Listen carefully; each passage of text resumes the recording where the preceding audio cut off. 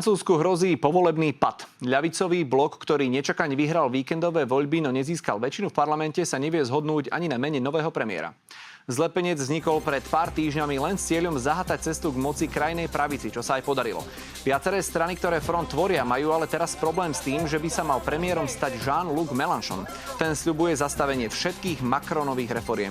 Vo funkcii tak zostáva doterajší premiér Gabriel Attal a prezident sa krízou chce zaoberať až po návrate zo samitu NATO v USA, či dokonca až po olympiáde, čo sa víťazom volieb nepáči.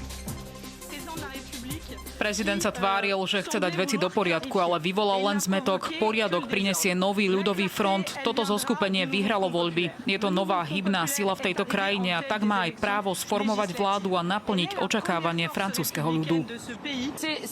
Toto je neskutočné. To, čo sa deje, je demokratická anomália. Prezident sa tvári, ako by voľby ani neboli. Veď to bol on sám, kto rozpustil parlament pred olympijskými hrami.